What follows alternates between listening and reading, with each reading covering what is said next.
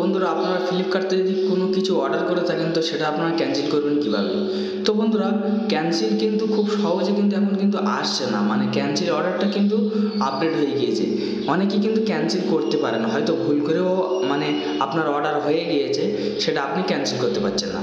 তো ভিডিওটা সম্পূর্ণ দেখুন, আমি আপনাদেরকে দেখিয়ে দেবো যে কোনো প্রোডাক্ট আপনারা অর্ডার করার পরে কীভাবে আপনারা ক্যান্সেল করবেন।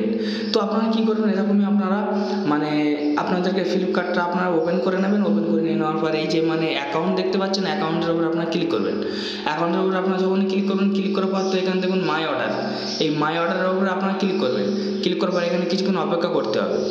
তারপর ফ্রেন্ডস এরকমই ইন্টারভিউ চলে আসবে।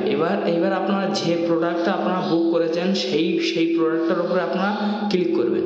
তো আমি এই প্রোডাক্টটা বুক করেছি, আমি এই প্রোডাক্টের উপর আমি ক্লিক করব।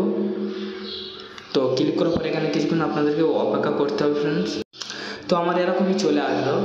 আসার পরে তো ফ্রেন্ডস এইবারে তো দেখুন এই প্রোডাক্টটা আপনারা ক্যান্সেল করতে গেলে এখান থেকে আপনাদেরকে ডেট চেঞ্জ, ঠিক আছে। তারপরে এখানে কিন্তু কোনো ক্যান্সেল অপশান কিন্তু আসছে না। তো আপনারা দেখতে পাচ্ছেন কোনো ক্যান্সেল অপশান নেই।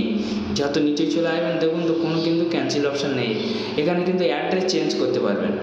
তো বন্ধুরা এবারে এই যে ক্যান্সেল করতে গেলে তারপরে আপনারা কি করবেন, আপনাদেরকে এই যে এডিট অপশান দেখতে পাচ্ছেন, এই এডিট অপশানটাতে আপনাদেরকে ক্লিক করতে হবে। এডিট অপশানটাতে যখনই ক্লিক করবেন, ক্লিক করার পর তো ফ্রেন্ডস এখানে দেখুন ক্যান্সেল মাই অর্ডার। তো এই ক্যান্সেল মাই অর্ডারের উপর আপনারা ক্লিক করবেন। ক্যান্সেল মাই অর্ডারের উপর আপনারা যখন ক্লিক করবেন, ক্লিক করার পর এরকম ইন্টারভিউ চলে আসবে। তারপরে দেখুন এখানে ক্যান্সেল অর্ডার, তো এই ক্যান্সেল অর্ডারের উপর আপনারা ক্লিক করে দেবেন।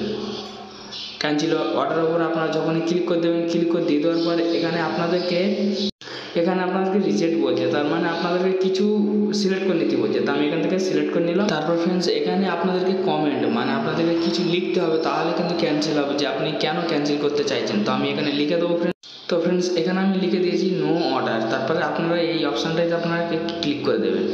আপনারা যখন ক্লিক করে দেবেন তো দেখুন আমার কিন্তু ক্যান্সেল হয়ে গিয়েছে অর্ডারটা। তো ফ্রেন্ডস এইভাবে আপনারা কিন্তু ক্যান্সেল করে নিতে পারবেন খুব সহজে। তো যাই হোক ফ্রেন্ডস এই একটি ছোট্ট ভিডিও ছিল, যদি ভালো লেগে থাকে তবে সেটা লাইক দেবেন আর